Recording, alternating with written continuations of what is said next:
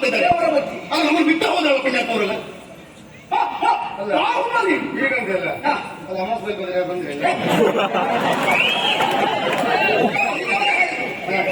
ನಮ್ಮವರು ಬಂದಿದ್ದಾರೆ ದೇವಸ್ಥಾನಕ್ಕೆ ದೇವರ ದರ್ಶನಕ್ಕೆ ವಿಶ್ವಾಸ ಇದ್ರೆ ಸ್ವಲ್ಪ ಮಾತಾಡ್ತೀನಿ ಇಲ್ಲೇ ಕೈಗೊಂಡು ಬೇಡ ಅಂತ ಜಲ ಮೇಲೆ ಗೊತ್ತಪ್ಪ ನಮಗೆ ಸಮಯ ಇದ್ದಾಗ ಅವರಿಗೆ ಸಮಯ ಇರುವುದಿಲ್ಲ, ಅವರಿಗೆ ಸಮಯ ಇದ್ದಾಗ ನಮಗೆ ಸಮಯ ಇರುವುದಿಲ್ಲ.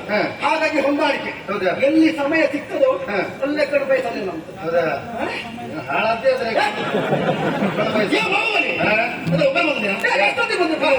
ನಿನ್ನ ಸ್ನೇಹಿತ ಕಟ್ಟಪ್ಪ ಇರೋದ ಕಟ್ಟಪ್ಪನಿಲ್ಲ ಪಡಿಯಪ್ಪನಿಲ್ಲ ಸುಮ್ಮನೆ ಇರಲಿ.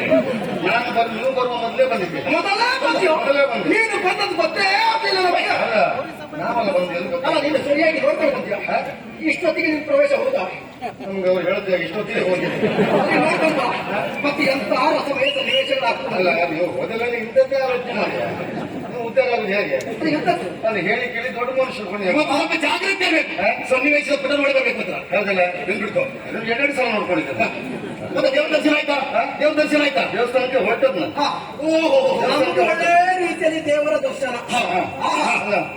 ನಿಮ್ದು ಎಂತ ಧೈರ್ಯ ಎಂತ ನಾವು ಎಂತ ಬೇರೆ ನೋಡ್ಕೊಂಡು ಭಯಂಕರ ಹೊಗಳದಾಗ ಉಂಟು.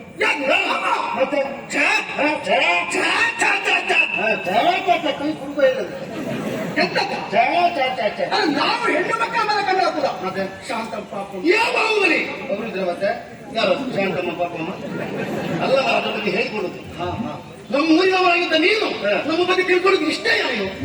ಅಲ್ಲ ನಾನು ಯೋಚನೆ ಮಾಡುದು ನಮ್ಮ ನಾಡಿನೊಳಗೆ ಇಂಥ ಜನ ಇದ್ದಾರ ಅಂತೇಳಿ ಅಂತ ವಜ್ರಮುಷ್ಟಿಯ ಮಗನಾಗಿ ಇಂಥದ್ದೆಲ್ಲ ಮಾಡೋದು ಸರಿ ಅಂತ. ಆಗ ನೋಡು ಹೆಣ್ಣುವರುಗಳ ಜೊತೆಗೆ ಕಷ್ಟ ಸುಖ ಮಾತುಕತೆ ನಮ್ಮದು. ಇಷ್ಟು ಬಿಟ್ರೆ ಬೇರೆ ಯಾವುದೂ ಇಲ್ಲ. ಇಂಥ ಜಾತ್ರೆಗೆ ಅದೆಷ್ಟೋ ಕಾಮುಕರು ಬರ್ತಾರೆ ಹೆಣ್ಣು ಮಕ್ಕಳಿಗೆ. ಸಾಹಿತ್ಯ ಯಾರು ಹೇಳಿದ್ವಿ? ಸೊಂಟದಾಟ ಕಂಠದ ಪಾಠ ನಾವು ಹೌದು. ನೀವು ನೋಡಿದ್ದೆ ಹೇಗೆ ಅಂತ ಅಂದ್ರೆ ನೋಡಿದ್ದಲ್ಲ ಈ ಕಥೆ ಮುಂದುವರಿತಂದ್ರೆ ಓಡ್ಬಂದ್ ನಾನು ಈ ಹಾಡಾಗೆ ಬಂದು ಜಾತ್ರೆ ಮೈದಾನದಲ್ಲಿ ಹಗ್ಗದ ಮೇಲೆ ಒಂದು ಹುಡುಗಿ ಆಚೆ ಈಚೆ ತಿರುಗುತ್ತಿರುವಾಗ ಅದೇ ರೀತಿ ಅದು ಹೌದಾ ಏನೋ ಸೊಂಟ ಕಂಠ ಬಂತಲ್ಲ ಅದು ನೋಡಿ ದೂರದಿಂದ. ಅಲ್ಲ ಪುಣ್ಯಾತ್ಮ ಹೇಳಿ ಕೇಳಿ ದೊಡ್ಡ ಮನುಷ್ಯರು ಹೌದಾ ನೀವು ಹೋದಲ್ಲಿ ಅಲ್ಲಿ ಇಂಥದ್ದೆಲ್ಲ ಮಾಡಿದ್ರೆ ನಾಳೆ ನೋಡಿದವ್ರು ಏನ್ ಹೇಳಲಿಕ್ಕಿಲ್ಲ. ನಮ್ಮ ದೋಷ ಅಲ್ವಾ? ಪ್ರಾಯ ದೋಷ. ಪ್ರಾಯ ದೋಷ ಪ್ರಾಯ